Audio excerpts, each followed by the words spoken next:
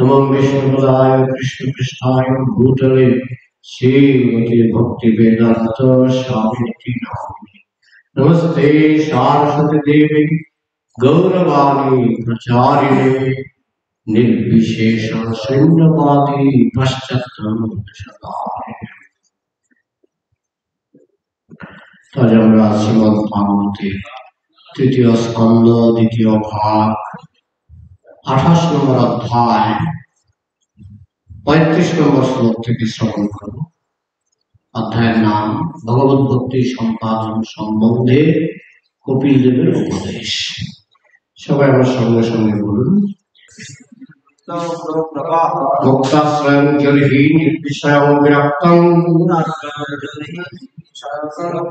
निर्वाणं रिच्छति मनो सहसा यथार्ची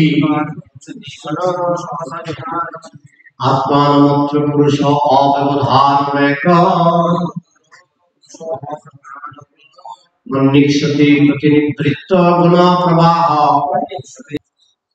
शब्दार्थ मुक्त आश्रयं मुक्तिते स्थित जर्हि जे समय निर्विषयं विषय থেকে বিরক্ত বিরক্তম উদাসীন নির্বাণম নিবৃত্ত রিচ্ছতি লাভ করে মন মন সহসা তৎক্ষণাৎ যথা যেমন অর্চি দীপশিখা আত্মনম মন অত্র সেই সময় পুরুষ জীবাত্মা অব্যবধানম ব্যবধান রহিত একম এক অন্নিক্ষতে অনুভব করে প্রতিনিবৃত্ত মুক্ত গুণ প্রবাহ যারা প্রকৃতি গুণের প্রবাহ থেকে। শ্রীমদ্ প্রভুপাদকৃত অনুবাদ এবং তাৎপর্য। জয় শ্রীল প্রভুপাদ কি। মন যখন এইভাবে সমস্ত জড়পুরুষ থেকে মুক্ত হয় এবং জড় বিষয় থেকে বিরক্ত হয়, তখন দীপশিখা যেমন তৈলের অভাবে নিষ্পাপিত হয়ে যায়, তেমনি মন ও ইন্দ্রিয় সমূহের বিষয় গ্রহণের প্রবাহ থেকে প্রতিনিবৃত্ত হয় এবং ব্যবধান রহিত হয়ে পরমেশ্বর ভগবানকে প্রত্যক্ষ করে। তাৎপর্য। জড়জগতে মনের কার্য হচ্ছে সংকল্প এবং বিকল্প। মন যতক্ষণ জড় চেতনায় থাকে ততক্ষণ তাকে বলপূর্বক পরমেশ্বর ভগবানের ধ্যান করার শিক্ষা দিতে হয়, কিন্তু তা যখন বাস্তবিকভাবে ভগবত প্রেমের স্তরে উন্নীত হয় তখন তা আপনা থেকেই ভগবানের চিন্তায় মগ্ন হয়। সে অবস্থায় যোগী ভগবানের সেবা ছাড়া আর অন্য কোনো চিন্তা থাকে না। মনকে এইভাবে পরমেশ্বর ভগবানের সঙ্গে যুক্ত করাকে বলা হয় নির্বাণ, বা পরমেশ্বর ভগবানের সঙ্গে মনকে এক করা। নির্বাণের সর্বশ্রেষ্ঠ উদাহরণ ভগবত গীতায় দেওয়া হয়েছে। প্রথমে অর্জুনের মন কৃষ্ণের মন থেকে আলাদা ছিল। কৃষ্ণ চেয়েছিলেন যে অর্জুন যেন যুদ্ধ করে, কিন্তু অর্জুন যুদ্ধ করতে চাননি, তাই তাদের মধ্যে মতভেদ হয়েছিল। কিন্তু পরমেশ্বর ভগবানের কাছ থেকে ভগবত গীতা শ্রবণ করার পর অর্জুন তার মনকে কৃষ্ণের ইচ্ছার সঙ্গে যুক্ত করেছিলেন। একেই বলা হয় একাত্মতা। এই একাত্মতার ফলে কিন্তু অর্জুন এবং কৃষ্ণ তাদের ব্যক্তিগত অস্তিত্ব হারিয়ে ফেলেননি। মায়াবাদীরা সেই কথা বুঝতে পারে না। তারা মনে করে যে একাত্মতা মানে হচ্ছে ব্যক্তিগত অস্তিত্ব হারিয়ে ফেলা, কিন্তু প্রকৃতপক্ষে আমরা ভগবত গীতায় দেখতে পাই যে ব্যক্তিগত অস্তিত্ব হারিয়ে যায় না। ভগবত প্রেমে মন যখন সম্পূর্ণরূপে নির্মল হয় তখন সেই মন পরমেশ্বর ভগবানের মন হয়ে যায়। মন আর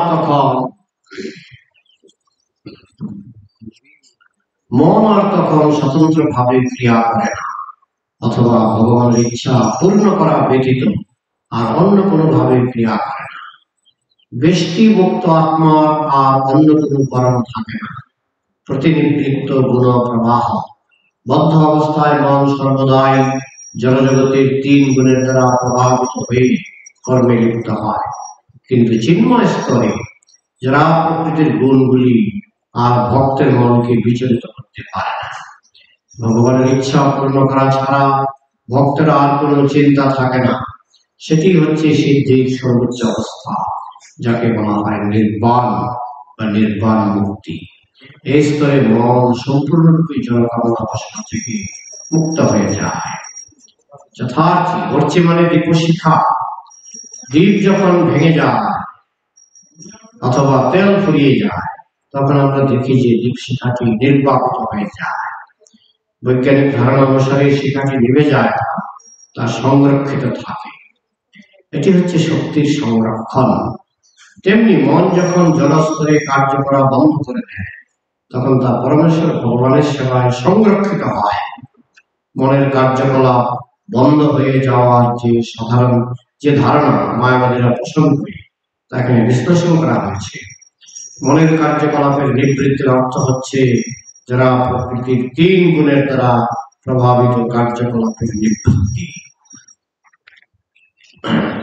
কপিল দেব এখানে তিনি ব্যাখ্যা করছেন যে মানুষ যখন জড় কামনা বাসনা থেকে মুক্ত হয়, বিশেষ করে ভগবানের চিন্তা করে, ভগবানের প্রতি প্রেম জাগ্রত হওয়ার পরে মানুষ যখন জড় কামনা বাসনা থেকে মুক্ত হয়, তখন সেই জড়জগতের প্রতি বিরক্তি বোধ করে নির্বাণ মুচ্ছতি, এবং তিনি জড়জগৎ থেকে নিবৃত্ত হয়।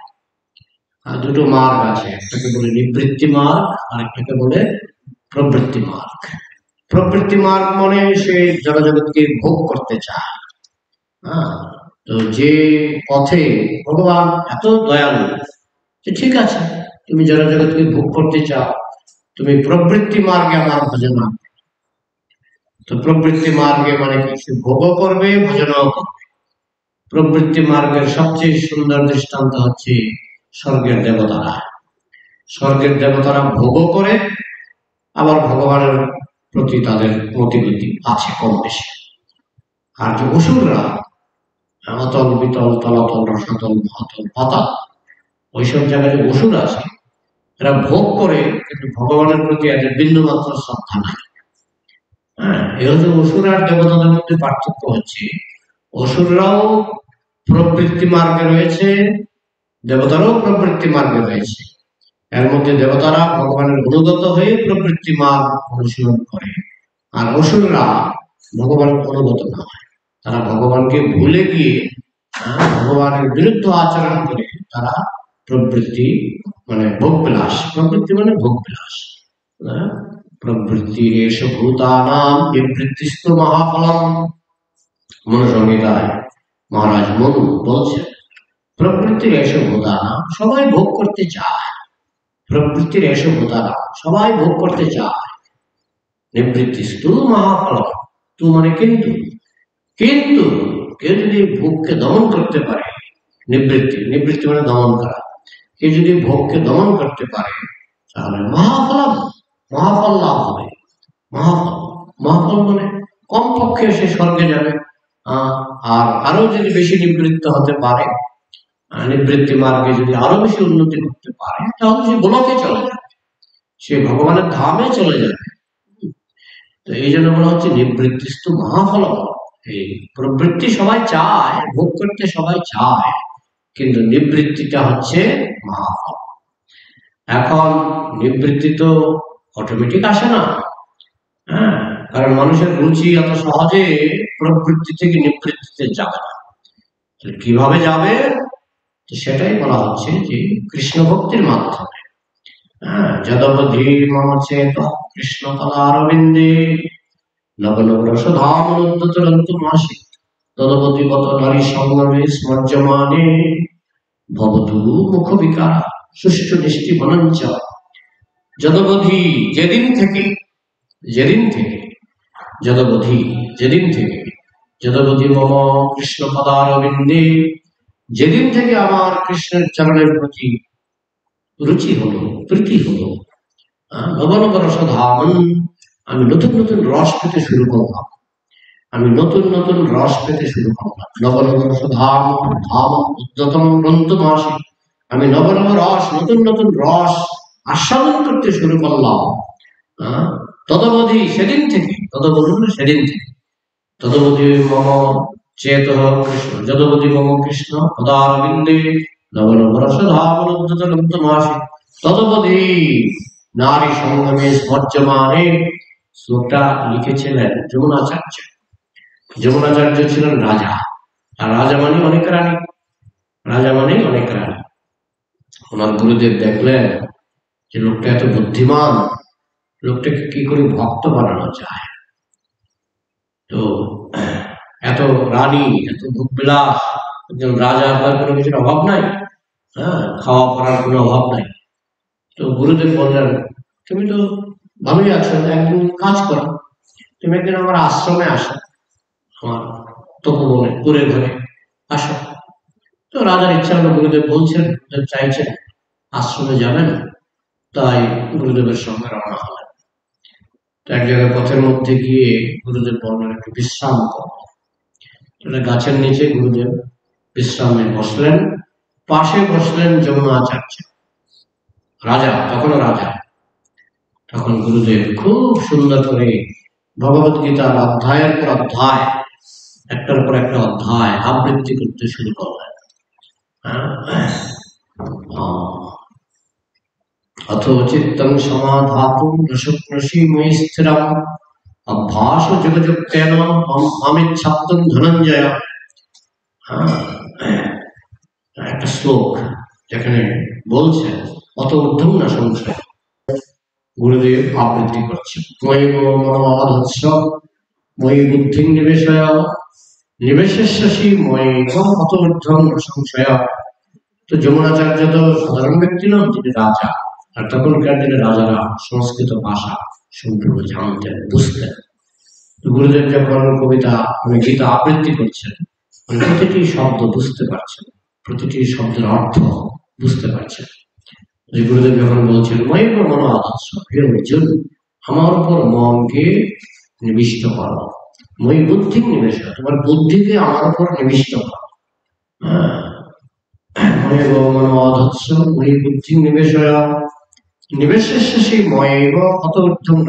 তুমি যদি এইভাবে তোমার মন এবং বুদ্ধিকে আমাকে অর্পণ করতে পারো, আমার উপর নিবিষ্ট করতে পারো, অত ঊর্ধ্বং না সংশয়, তুমি শুধু উপরের দিকে যাবে, এতে কোনো সন্দেহ নাই, তুমি নিচের দিকে যাবে না, তুমি শুধু উপরের দিকে যাবে।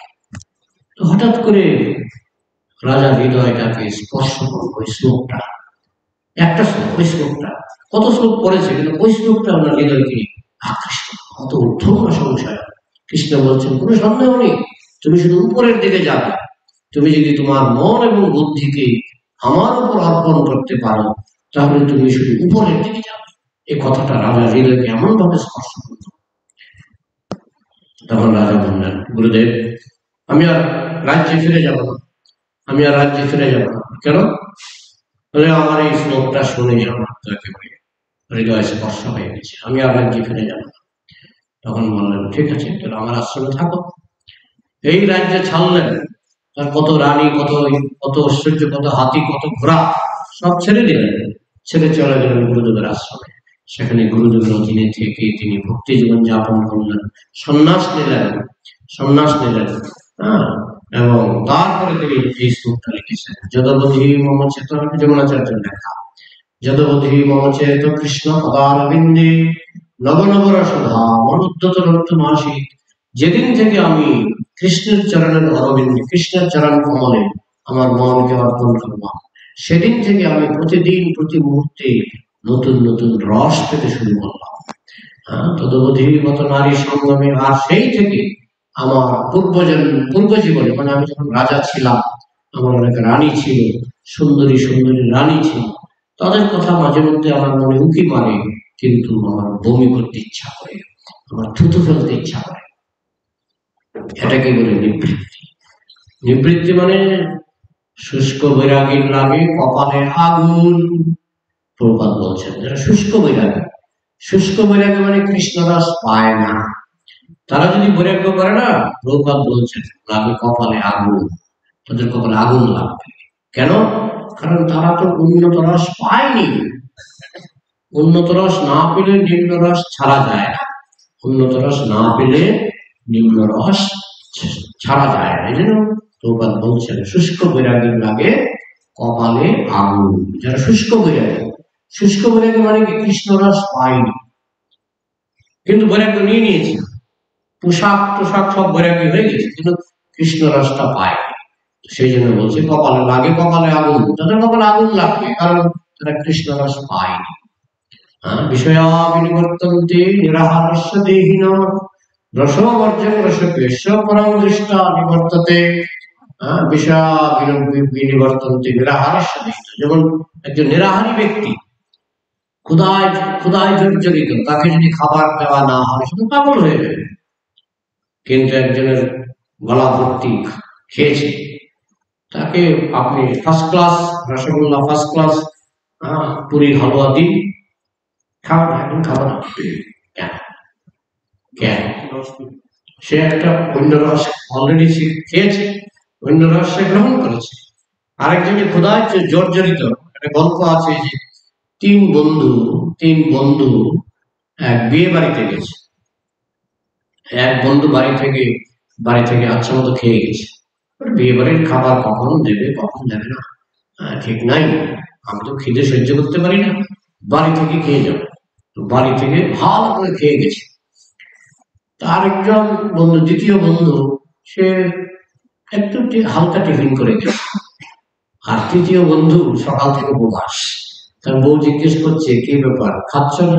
বিয়ে বাড়ির নিমন্ত্রণ আছে না, মানে প্রিপারেশন পেটটাকে কেমন ভাবে খালি করে যাবে হাপুস হুপুস করে খেতে পারে। তো তিন বন্ধু একসঙ্গে গেছে, কেউ কারো ঘটনা জানে না, কে খেয়েছে, কে টিফিন করেছে, কে না খেয়ে আছে, কেউ কারোর ভিতরের খবর জানে না। তো বিয়ে বাড়ির যে যারা পরিবেশন করে সুন্দর থালা সাজিয়ে প্রথম বন্ধুর কাছে গেছে, যে প্রথম বন্ধু বাড়ি থেকে খেয়ে এসছে। তো প্রথম বন্ধু তো বাড়ি থেকে খেয়ে এসছে, তার তো খেলেই কোনো অসুবিধা। তো সে করলো কি, ওই থালা থেকে একটা চিমটি দিয়ে একটু খাবার তুলে নিয়ে খেলো। ঠিক আছে ঠিক আছে। তো কি করে পরিবেশন করতে এসছে, সে দেখছে উনি খাবে না, কিন্তু সম্মান করে একটু এক টুকরা মুখে দিয়েছে। তো উনি খাবারটা ফেরত নিয়ে গেল। দ্বিতীয় বন্ধু ভাবছে বাবা এখন উনি খাবে না, আমি যদি এখন খাই লজ্জার ব্যাপার। তো দ্বিতীয় বন্ধুর কাছে থালাটা নিয়ে এসছে, তিনি এক ফুট নিয়ে একটু মুখে দিয়ে নিয়ে যান। তৃতীয় বন্ধু যে সকাল থেকে উপবাস, তার কাছে থালা নিয়ে এসছে, কিন্তু দুই বন্ধু ফেরত দিয়েছে। আমি যদি পেটুকের মতো খাই তো এটা তো মুখে নিন্দা করবে, মানুষকে ভাববে কি যারা একসঙ্গে এসছে, একজন কিছু খেলোই না আরেকজন ধরনের খেলো, তো আমি যদি এখন হাপুস হুপুস করে বেশি করে খাই তাহলে তো লোকে নিন্দা করবে, খারাপ ভাববে, পেটুক ভাববে। তো নিয়ে বলছে ঠিক আছে এক চিমটা খেলো। এক চিমটা খেয়েছে। তো তিনজনই এখানে বৈরাগী, কিন্তু একজন হচ্ছে আসল বৈরাগী, আরেকজন হচ্ছে আর দুইজন হচ্ছে বাহ্য বৈরাগী, ভক্তিযোগী, জ্ঞানযোগী আর কি হঠযোগী। হ্যাঁ, এই এদের দশাটাই। ভক্তিযোগী হচ্ছে আসল বৈরাগী, কারণ সে আকণ্ঠ খেয়ে বসে আছে, কি খেয়েছে? কৃষ্ণ প্রেম। ভক্তিযোগী হচ্ছে আসল বৈরাগী, কারণ সে কৃষ্ণ রস পেয়ে গেছে, আর বাকি দুইজন কেউ জ্ঞান মার্গী, কেউ যোগ মার্গী। হ্যাঁ, এদের হৃদয়ের মধ্যে খিদা রয়ে গেছে, প্রচন্ড খিদা। হ্যাঁ, ভক্তি মুক্তি সিদ্ধিকামী সকলই অশান্ত, কৃষ্ণ ভক্ত নিষ্কাম অতএব শান্ত। এখন যাদের মধ্যে খিদে আছে তারা যদি কৃত্রিম ভাবে ত্যাগের অভিনয় করে, যেটা মায়াবাদীরা অনেক সময় করে, কৃত্রিম ভাবে ত্যাগের অভিনয় করে, তারা কিন্তু ওই শুষ্ক বৈরাগী লাগে কপালে আগুন। তো কপালে যদি আগুন না লাগাতে হয় তাহলে আমাদের কৃষ্ণরস পান করতে হবে। কৃষ্ণরস পান করলে পরে জড়জগতের যে আকর্ষণ, যমুনাচার্য বলছেন যে এখন যখন আমার ওই রানীদের কথা মনে পড়ে, আমার তো অনেক রানী ছিল, এখন যখন ওই রানীদের কথা মনে পড়ে আমার বমি আসে এবং আমার থুতু ফেলতে ইচ্ছা করে। কেন হচ্ছে এটা? না, উনি আসল রসটা পেয়ে গেছে, উনি কৃষ্ণ রসটা পেয়ে গেছে। কিন্তু যারা কৃষ্ণ রসও পাবে না, জগৎজাগতিক রসও ছেড়ে দেবে, তাদের অসুবিধা আছে, তাদের মাথা গরম হবে। হ্যাঁ, এই জন্য বলা হচ্ছে শুষ্ক বৈরাগীর লাগে কপালে আগুন। এই জন্য কৃষ্ণ রসটা পেতে অর্জুন প্রথম দিকে বলছেন, প্রবাদ দৃষ্টান্ত দিয়েছেন তাৎপর্য। অর্জুন প্রথম দিকে বলছেন আমি যুদ্ধ করবো না, কারণ তখন যদিও অর্জুন শুদ্ধ কৃষ্ণ ভক্ত, জীব শিক্ষার জন্য তিনি এমন একটা অভিনয় করছেন, আর অভিনয়টা কৃষ্ণই তাকে দিয়ে করিয়েছেন, যাতে গীতাটা বলতে পারে। গীতাটা বলার একটা তো প্রেক্ষাপট সৃষ্টি করতে হবে, একটা পরিবেশ সৃষ্টি করতে হবে। হ্যাঁ, যেমন ভাগবত বলার জন্য পরীক্ষিত মহারাজ মুনির গলায় সাপ ঝুলিয়েছিলেন, ওই সাপটা না ঝুলালে ভাগবত বলার সুযোগটা আসে না। হ্যাঁ, মানে সুখদেব গোস্বামী সেই চান্স পেতেন না। তো ঠিক সেরকম অর্জুন যদি মোহগ্রস্ত না হতেন, হ্যাঁ, তাহলে গীতা বলার চান্সটা আসতো। আর কৃষ্ণ ইচ্ছা করেই নিজের ভক্তকে মোহগ্রস্ত করে দিলেন, আমি যুদ্ধ করবো না। তারপরে 18 অধ্যায় গীতা বলার পরে কৃষ্ণ বলছেন, এবার তোমার কি মত? যথেচ্ছসী তথা গুরু, তোমার যা খুশি তুমি তাই করো। কিন্তু ওই গীতা শ্রবণ করার পর, বিশ্বরূপ দর্শন করার পর অর্জুন কিন্তু এর মাঝখানে উন্নত রস পেয়ে গেছে।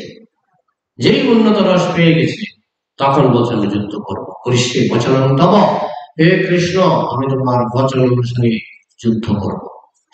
তো তার মানে কি, রস না পাওয়া পর্যন্ত নয়। হ্যাঁ, আপনাকে আমি রুটি সাধলাম, রুটিটা ধরে আছি, যাবেন? হ্যাঁ হ্যাঁ দিন। আরেকজন ঘিয়ে ভাজা পুরি নিয়ে এসে বলছে এটা ঘিয়ে ভাজা পুরি। হ্যাঁ, রুটি খাবো না, ঘিয়ে ভাজা পুরিটা দিন। কেন? আগে তো খেতে চেয়েছিলেন, যেই দেখলেন ঘিয়ে ভাজা পুরি, তো রুটিটা বললেন রুটিটা নিয়ে যান, তাই না? তো এটা কেন হয়?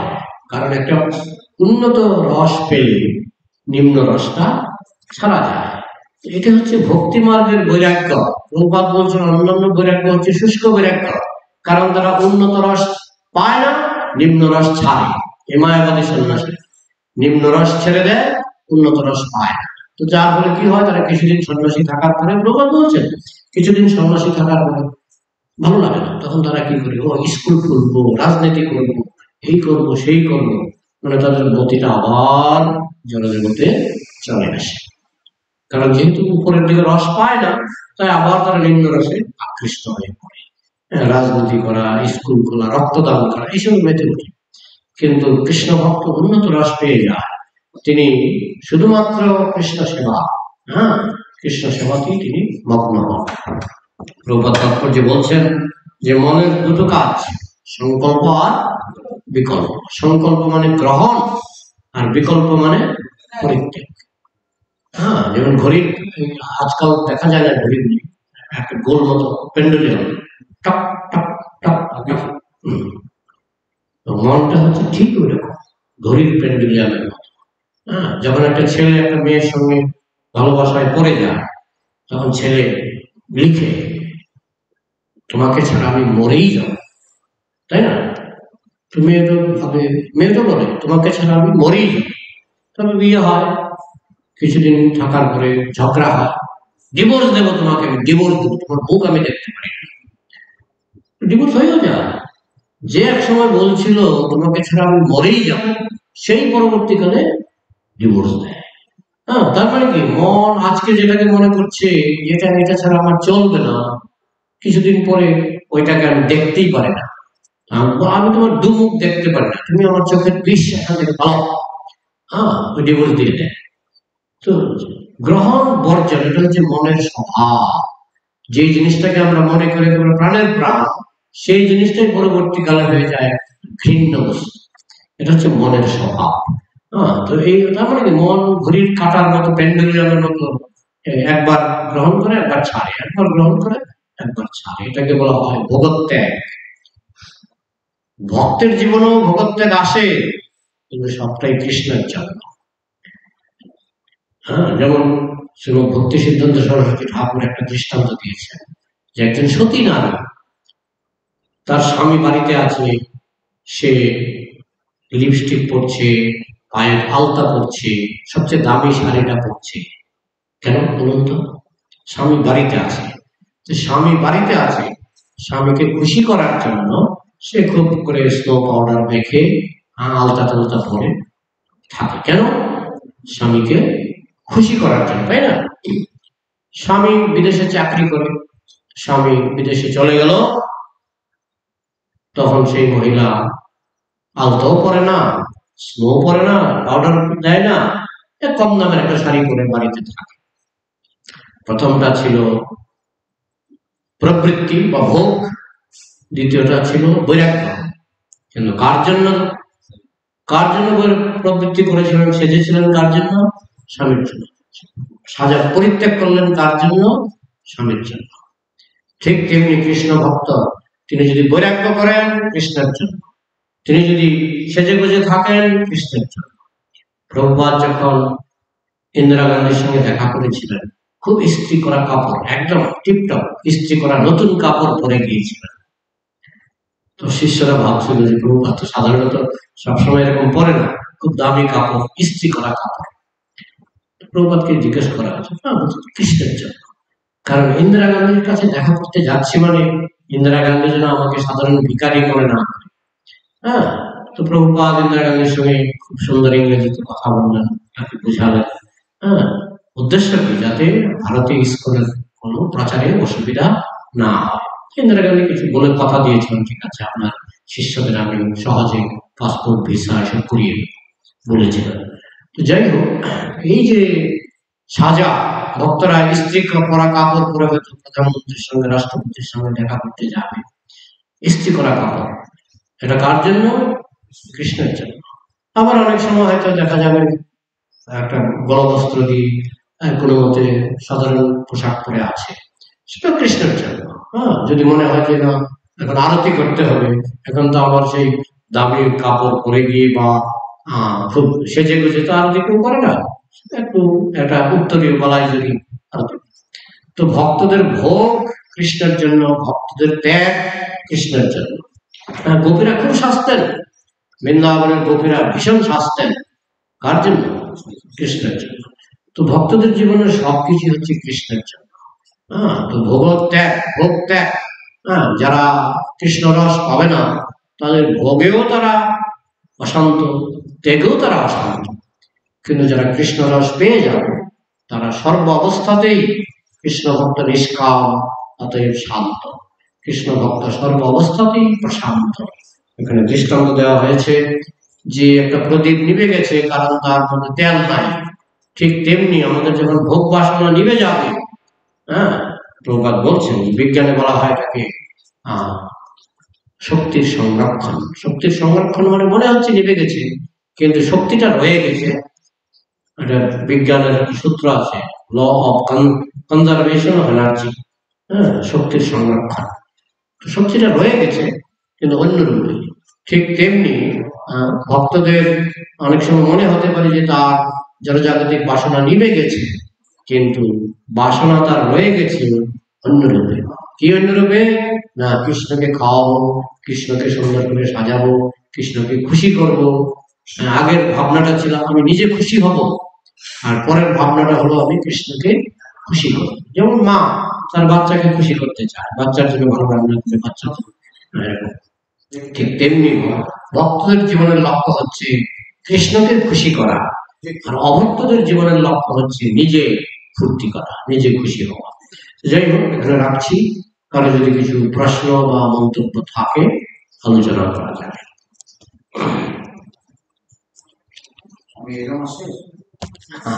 আজকাল তো ওই ওই জয় শ্রীকৃষ্ণ চৈতন্য প্রভু নিত্যানন্দ, কি যে গানটা, প্রভু দয়া করো মোরে, গানটা হয় না, নরসিংহারতি হয় না। শ্রী শ্রীমদ ভক্তি বিলাস গৌরচন্দ্র মহারাজ অনেক সময় বাঁচিয়ে দিয়ে গেছেন। তো যার জন্য আমাদের আজকে গুরু পূজার পূজারী আমাদের দেবানন্দ প্রভু দৌড়ে দৌড়ে এসছে। হ্যাঁ, তো সময় অনেক আগের থেকে সময় অনেক উলট পালট হয়ে গেছে, তো যার জন্য পাঠও একটু আগে হয়ে যায়। তবে হ্যাঁ, প্রশ্ন থাকলে আমি 9টা পর্যন্ত চালিয়ে দেবো, কোনো হ্যাঁ হ্যাঁ।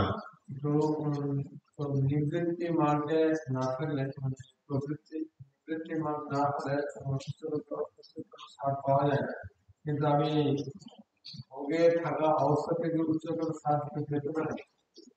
একটা আসলে তো একটা গ্লাসের মধ্যে 1 গ্লাস দুধ আছে, কেমন? তা আপনি আধা গ্লাস দুধ অন্য অন্য গ্লাসে ঢেলে দিলেন, তাহলে গ্লাসটা কি ভরাট না ভরাট নয়? বলুন, গ্লাসটা কি ভরাট না ভরাট নয়? বলুন দেখি, বলুন, তাহলে উত্তরটা পেয়ে যাবেন। আপনি যদি নিজে থেকে বলতে পারেন উত্তরটা পেয়ে যাবেন। ভরাট, ভরাট। আগে ছিল দুধে ভরাট, এখন ভরেছে বাতাস। এখন কি ভরেছে? বাতাস। খালি নয়, ভরেছে তো। কি দিয়ে ভরেছে? বাতাস দিয়ে ভরেছে। অর্ধেক গ্লাস দুধ আর অর্ধেক গ্লাস বাতাস আছে কিনা আপনি যন্ত্র লাগালে বুঝতে পারবেন এটার ভিতরে বাতাস ঢুকেছে। ঠিক আছে? তো ঠিক সেরকম আমাদের মন কখনো খালি থাকে না, হয় ভোগে ভরে থাকবে, নয় কৃষ্ণ প্রেমে ভরে থাকবে। এখন যদি অর্ধেক ভোগে ভরে থাকে আর অর্ধেক কৃষ্ণ প্রেমে ভরে থাকতে পারে, আর যদি 16 আনা কৃষ্ণ প্রেমে ভরে থাকে সেখানে ভোগের গন্ধ মাত্র যাবে না। বোঝা গেল? কিন্তু মন কখনো খালি থাকবে না। হ্যাঁ, কোনো না কোনো রসে আপনাকে ডুবতে হবে। মনুষ্য দেহে আপনি একটা রসে ডুবে আছেন, শুকর দেহে আপনি আরেকটা রসে ডুবে আছেন। কি না? মলমূত্র হচ্ছে বেস্ট খাবার, পায়খানা হচ্ছে সবচেয়ে ভালো খাবার। শুকর লেজ নাড়ে কেন?